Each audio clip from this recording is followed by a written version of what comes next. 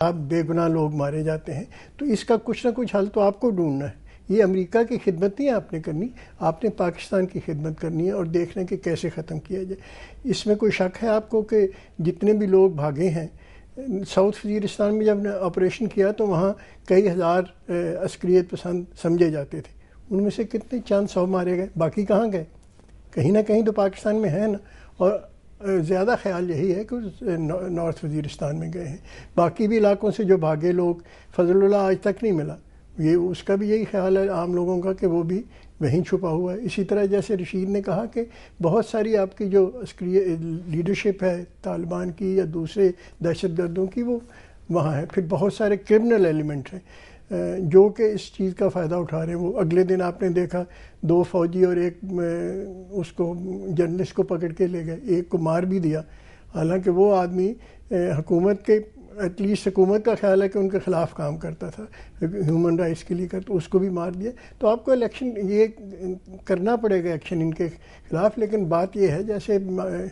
ہارون رشید صاحب نے کہا کہ یہ وقت آپ نے متعین کرنا کہ کب۔ میں نے بھی شروع میں یہی کہا تھا کہ آپ کی کمٹمنٹس آلریڈی بہت زیادہ ہیں، جب تک ان کو آپ سٹیبلائز نہیں کر سکتے آپ نارتھ وزیرستان میں نہیں جائیں گے۔ اور میرا شروع سے یہی خیال ہے کہ باری باری سے ان کے ساتھ ڈیل کیا جائے گا، جہاں کچھ کم ہے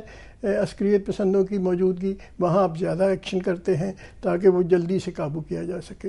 جہاں عسکریت پسند زیادہ ہیں وہاں آپ کو تیاری کر کے جانا پڑے گا۔ جیسے وزیرستان ساؤتھ وزیرستان میں گئے، آپ نے دیکھا کہ آپریشن بہت اچھا ہوا، اور اس میں کوئی شک بھی نہیں ہے کہ وہ سارا ایریا ابھی تک کلیئر نہیں ہوا۔ اس میں میری بھی اطلاع یہی ہے کہ تقریباً 30% ابھی تک عسکریت پسندوں کے کنٹرول میں ہے۔ جب اس کو کلیئر کریں گے پھر اس کے بعد آپ سوچیں گے کہ اب نارتھ وزیرستان کو کیسے ٹیکل کرنا ہے، اور اس کے بھی کئی طریقے ہوں گے۔ جناب صاحب ممکن کیسے ہیں آپ جب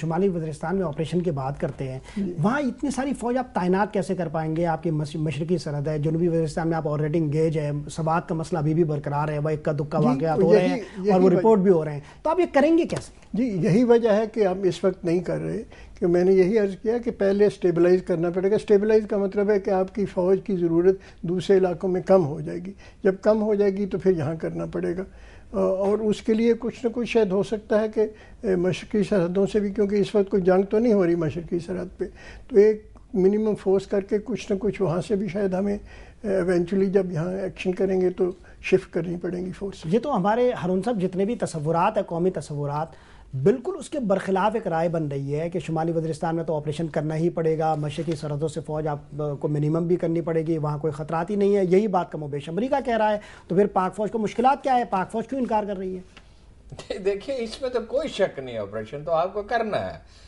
اس کو تو یعنی اس کی تو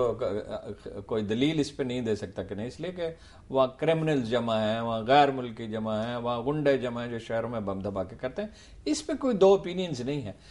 لیکن مجھے حیرت ہے کہ لوگ اس بات پر پوری توجہ نہیں دیتے، یعنی اصولاً تسلیم کرتے ہیں مگر پوری توجہ نہیں دیتے کہ جنگ ایک پریکٹیکل چیز ہے، اس میں زندگیاں ہاری جاتی ہیں، اس میں اکانومیز برباد ہوتی ہیں، اس ملک کا سوشل فیبرک تباہ ہوتا ہے۔ یعنی امریکیوں کی اپنی حالت تو یہ ہے کہ سوات اور وزیرستان کو ری بلڈ کرنے کے لیے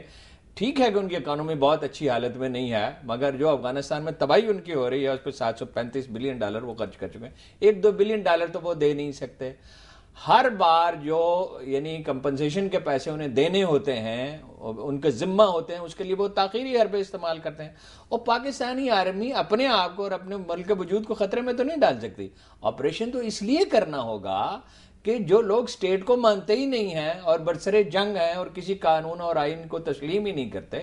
دیکھیں یہ پھر کسی وقت اس پہ بحث کریں گے۔ یہ جو ملا اور ملحد کا اتحاد ہے پاکستان کے خلاف، اس میں آپ کو کرنا تو ہے ہی، آپ ہاتھ پہ ہاتھ رکھ ہم اپنی سلامتی کو خطرے میں تو نہیں ڈال سکتے، لیکن امریکہ کے سامنے صحیح دریز ہم نہیں ہو سکتے، اور اگر کسی نے کرنے کی کوشش کی تو ایسی تحریک اٹھے گی کہ ساری پرو امریکہ لیڈرشپ جو ہے وہ اس طرح بھاگے گی جیسے ایران سے بھاگی ہے، اور یہ پاکستان کے لیے بھی اچھا نہیں ہوگا، اور خود امریکہ کے لیے قدم جمانے کی کوئی جگہ اس خطہ ارض میں نہیں رہے گی۔ ہارون رشید صاحب کی آپ نے گفتگو سنی، اس گفتگو سے پیدا ہوتے ہیں کچھ نئے سوالات، ان سوالات کو لے کر جائیں گے احمد رشید کے پاس، لیکن وقت ہوا ایک وقفے کا، لوٹتے ایک وقفے کے بعد۔